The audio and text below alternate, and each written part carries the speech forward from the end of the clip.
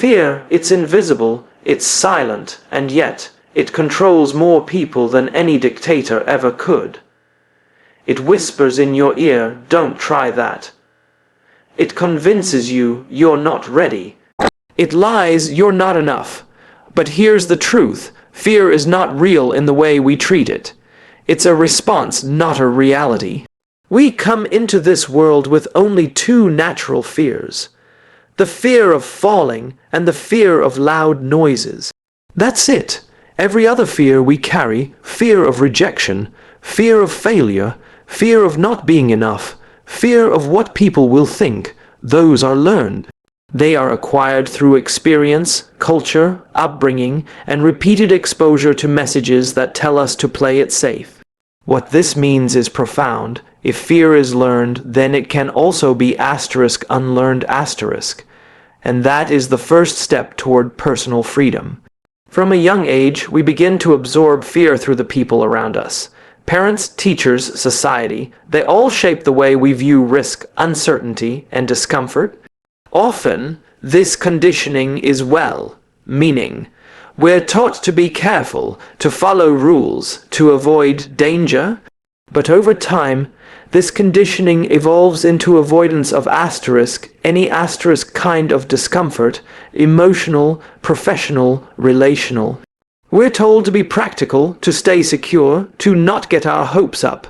These messages sound responsible, but they quietly teach us that reaching beyond our current limits is dangerous. That trying and failing is embarrassing. That dreaming too big is naive. We internalize all of this, and fear settles into our thinking like background noise, always there, subtly shaping our decisions. The danger with learned fear is that it masquerades as wisdom. It convinces us that holding back is maturity, that shrinking is survival, that keeping quiet is intelligence. And because we've lived with it for so long, we start to believe that fear is a part of who we are, when in reality, it's just a pattern we've rehearsed so many times it feels like personality. Imagine how many people have not started the business, written the book, applied for the opportunity, or spoken up in the meeting, not because they weren't capable, but because they learned somewhere along the way that failure was something to be feared. That discomfort was a warning sign rather than a growth signal. And so they stay stuck, not by force, but by a belief that was handed to them by someone else's fear.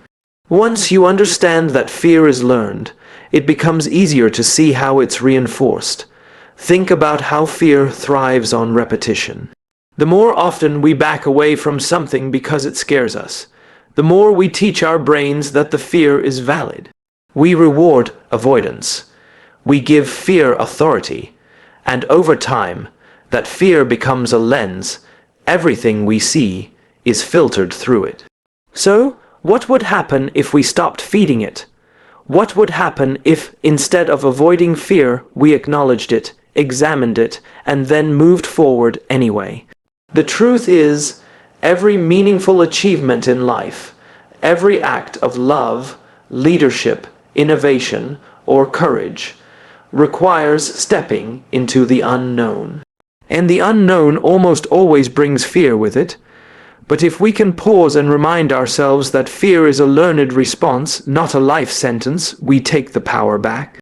We start to see fear not as a barrier, but as a signal that we're on the edge of something meaningful.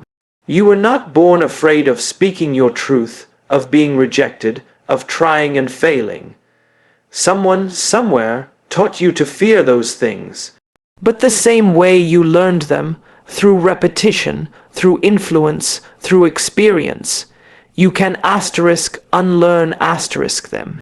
You can rewrite your patterns, you can build new responses, you can train your mind to recognize fear and still act with intention. Fear is learned, which means freedom is possible. Courage is often misunderstood. People tend to associate it with grand gestures, running into a burning building, standing on a stage in front of thousands, making life-changing decisions on the spot. And while those acts certainly take courage, they are not the full picture. Courage is much quieter, much more personal. At its core, courage is not about being fearless. It's about acting in spite of fear. It's moving forward even when your voice shakes, your hands tremble, and your mind screams for you to stop. It's making the call, showing up, taking the chance even when everything inside you is unsure of the outcome. Fear is a natural human response. It's there to protect us, to signal danger, to keep us alive. But in modern life, most of what we fear isn't life. Threatening, it's emotionally uncomfortable. Rejection, embarrassment, failure, judgment, these are the things we try to avoid. And yet, they are also the experiences that shape us, that teach us, that build our resilience. Courage is not the elimination of those fears, but the willingness to move forward anyway. To look fear in the face and say, "You don't get to decide for me." The difference between those who live fully and those who stay stuck isn't that one group feels less fear. It's that one group makes different choices when fear shows up. They acknowledge it, but they don't surrender to it. They act, even when it's uncomfortable. That's what separates growth from stagnation. Every time you act in spite of fear, you prove to yourself that fear doesn't control you. And with each step, that fear begins to lose its grip. Think about the people you admire most, those who inspire you, who lead boldly, who live authentically. They didn't get there by avoiding fear. They got there by walking through it, again and again. Courage is a muscle. The more you use it, the stronger it gets. But it starts small. It starts with a single moment of bravery, making the uncomfortable call, saying yes when you want to say no, speaking your truth even when your voice shakes. Those small moments compound, and before you know it, you've built a life that isn't dictated by fear, but directed by purpose. There is something incredibly empowering about realizing that fear will always exist, and that you don't have to wait for it to disappear before taking action. So many people are waiting for the fear to go away before they start the business, apply for the job, speak up in the room, leave the relationship, or take the leap. But fear doesn't go away before the action. It fades through the action. It becomes smaller each time you decide that your goals, your truth, your calling are more important than your discomfort. This is what courage really looks like. It's messy, it's shaky, it's human, but it's also powerful. Because when you act in spite of fear, you begin to redefine who you are. You stop being someone who backs down. You become someone who steps up . And once you do that, everything changes. The path ahead might still be uncertain, but you're no longer standing still. You're no longer a prisoner to what-ifs and worst-case scenarios. You're in motion, and motion creates momentum. Momentum creates change, so no, courage doesn't mean the fear disappears. It means you've decided that your values, your dreams, and your mission are more important than the fear that tries to keep you small. That decision, the decision to act in spite of fear, is what changes everything. Failure has been misunderstood for far too long. In our culture, it's often seen as a sign of weakness, a mark of shame, something to be avoided at all costs. But the real problem isn't failure. It's the fear of failure. Because failure itself is just a result. It's data, it's feedback, it's an experience that teaches, but the fear of failure, that's the thing that paralyzes people. That's the voice that says, don't even try. That's what keeps dreams dormant and talents hidden. Fear of failure doesn't protect you. It robs you. When people are afraid to fail, they stop taking risks. They choose safety over possibility. They water down their ideas, they aim lower than their potential, and they cling to comfort instead of growth. And the irony is, in doing so, they experience a slower, more painful form of failure. The kind where you live years of your life knowing you never truly gave yourself a chance. That's far more damaging than any single failure could ever be. Failure, in its rawest form, is honest. It tells you what worked and what didn't. It exposes gaps, shows you where to improve, and builds resilience in a way that success never could. People who fear failure avoid this learning. They never get the feedback they need because they never step fully into the arena. They'd rather stay on the sidelines than risk being seen trying and falling short. But growth only happens in the arena. Clarity only comes from doing not from endlessly planning or overthinking. And without action, nothing changes. So many people talk about potential, what they could do, what they would do if they weren't afraid to fail. But potential doesn't mean anything unless it's used. Fear of failure keeps people stuck in the realm of someday. Someday I'll start. Someday I'll try, someday I'll be ready, but someday is not a plan, it's a delay tactic. And every time you delay action because of fear, you reinforce the idea that the fear is valid, that it's protecting you from something dangerous. But what it's really protecting you from is your own evolution. One of the most damaging effects of the fear of failure is what it does to self-trust. Every time you choose to avoid something because you might fail, you send a message to yourself that you can't handle failure, that it would break you, define you, or disqualify you. And over time, this chips away at your confidence. You stop trusting yourself to take on challenges, to stretch your limits, to bounce back from setbacks. But the truth is, you can handle failure. Everyone can. What we can't handle is the regret of never trying. The most fulfilled people in the world have failed many times, but they didn't let failure define them. They let it refine them. They saw it as part of the process, not the end of the road. Because when you treat failure as a teacher instead of a threat, you stop fearing it. You start learning from it, you grow faster, move further, and become stronger. Fear of failure is more damaging than failure because it keeps you small before you even begin. It kills ideas before they're born. It traps people in jobs they hate, relationships that drain them, and lives they didn't choose. And the tragedy is, most of what we fear never actually happens. But the cost of that fear, the life unlived, is very real. So if you're afraid to fail, remember this: failure won't break you, but the fear of it might, and that fear, it's not a reflection of reality. It's a barrier your mind has built, and barriers can be broken. The only way to move past fear is through action. Try, fall, learn, rise, repeat. That is how progress is made. That is how fear loses its power. Fear often feels overwhelming because it's vague. It shows up as unease, hesitation, or anxiety, but rarely introduces itself directly. It lurks in the background, quietly influencing your choices without ever being identified, and that's what gives it power. When fear remains unnamed, it becomes larger than it really is.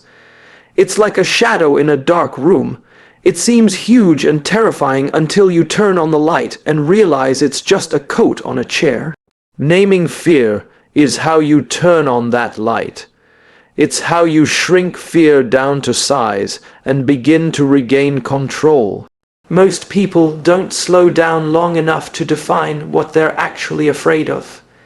They just feel the tension and assume it means stop.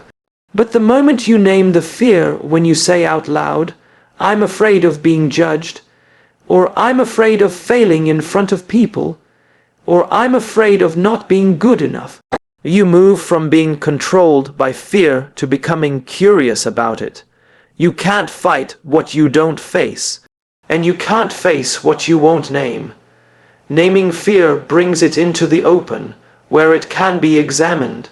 Often you'll find that once it's spoken, it loses some of its weight, because now it's no longer this invisible, mysterious force. Now it's something you can understand, and if you can understand it, you can work through it. What you name, you begin to tame. That doesn't mean the fear disappears completely, but it stops operating in the dark. It stops dictating your actions without your awareness. For example, let's say you've been avoiding starting a project or pursuing a goal. On the surface, it might look like procrastination or lack of motivation. But if you sit with it and ask yourself, what am I actually afraid of? You might discover it's the fear of not doing it perfectly, or the fear of people laughing if it fails. Once you've named that fear, you can challenge it. You can ask, is that really true? What's the worst that could happen?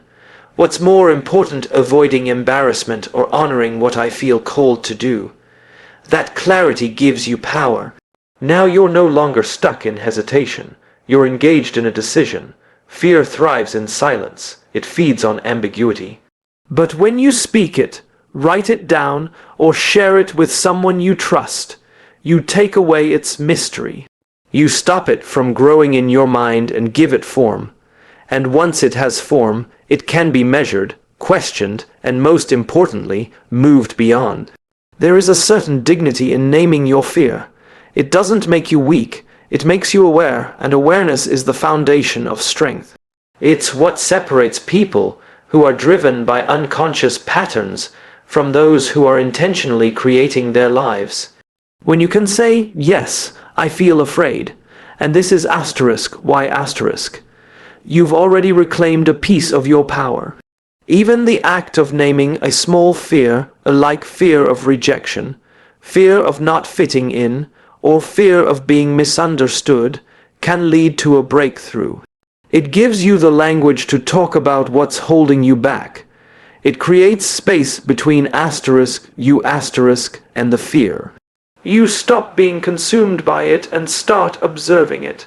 And that distance is crucial, because now fear becomes information, not identity. So don't run from fear, don't deny it or pretend it doesn't exist. Sit with it, listen to it, and then name it. Because what you name, you bring into the light. And what you bring into the light, you can transform. The more clearly you can define what you're afraid of, the more power you have to move through it. Naming your fear isn't just a mental exercise.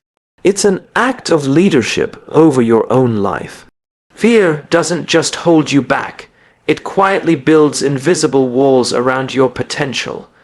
And these walls are rarely physical or obvious. They're mental, emotional, and deeply internal.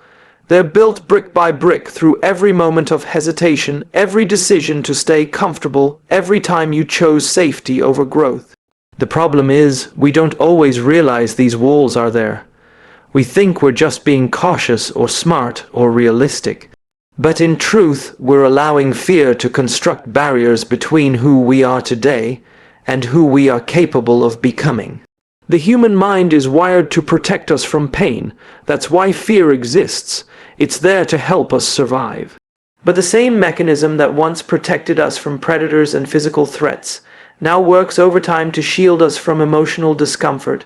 Things like failure, rejection, criticism, uncertainty. And slowly, that self-protection becomes self-limitation. Every time we avoid something because it feels scary, we reinforce the belief that we're not ready, not capable, not good enough. Fear becomes the voice in our head saying, don't try that, you'll get hurt, stay here, it's safer. Over time, these messages calcify into beliefs. We begin to define ourselves by our limitations. I'm just not that confident. I'm not good at speaking. I'm not leadership material. But those aren't truths. They're just walls fear has built. Walls you accepted as permanent even though they were meant to be temporary. And the cost is immense. Behind those walls lie your ideas, your talents, your growth, your purpose. But you can't access them if you're always turning away from the edges of your comfort zone. What makes this even harder is that these walls are deceptive. They don't look like fear. They look like excuses. They show up as perfectionism, procrastination, busyness, even logic. It's not the right time. I'll try when I have more experience. I need to figure out every step before I begin. But underneath those rationalizations is often a very old fear of being seen, of falling short, of being exposed. We dress it up in sophisticated language, but it's still fear. And as long as we obey it, the walls remain. But here's the truth. Most of those walls are not made of concrete, they're made of paper. They seem solid until you push against them. And the moment you do, you realize they were only ever as strong as your belief in them. Fear may build the walls, but you maintain them. You do it every time you choose avoidance over action, silence over expression, doubt over belief. But that also means you have the power to take them down. And you don't have to break them all at once. You begin by challenging one fear, one assumption, one belief about yourself that you've never tested. You speak up in the meeting, you send the email, you raise your hand, you try, you push, and when you do, something shifts. You realize that what you feared wasn't as powerful as you imagined. You gain confidence not because you succeeded, but because you acted. And action is what begins to dismantle the walls. Your potential doesn't live in theory. It lives in motion. It lives beyond fear. It grows every time you choose courage over comfort, and that choice is available to you in every moment. The walls may have been built slowly over time, but they can be torn down just as intentionally. You don't need to become someone else. You just need to stop letting fear convince you to play small. Because on the other side of those walls is not just your potential, it's your freedom. Fear is not something you eliminate by running from it. You don't get stronger by hiding. You don't grow by turning away. In fact, the more you avoid fear, the stronger it becomes. Every time you dodge discomfort or step back from something that challenges you, you reinforce the belief that fear is in control, that it's something to obey, something to avoid, something to fear. Even more, but the truth is, fear doesn't go away just because you ignore it. It waits, it lingers, and it often grows in the silence of avoidance. Avoiding fear gives it authority. When you refuse to face what makes you anxious or uncomfortable, you send a message to yourself. I can't handle this. Over time, those messages shape your identity. You become someone who doesn't try new things, who stays small, who only operates within what feels safe and known. But what's safe isn't always what's right, and it's never where growth lives. Avoidance doesn't create peace, it creates limitation. It's a false safety, a trap disguised as comfort. Many people think the key to courage is waiting until they no longer feel afraid. They imagine a day when fear will magically disappear and they'll suddenly feel ready to act. But that day never comes. Because fear doesn't vanish with time, it only shrinks through exposure, through movement, through action. You build courage in the presence of fear, not in its absence. You learn you can handle fear by standing in it, not by circling around it. Think of fear like a muscle you've never used. The first time you challenge it, it hurts, it's awkward. You feel weak and unsure. But the more you engage with it, the more you show up in spite of it, the stronger you get.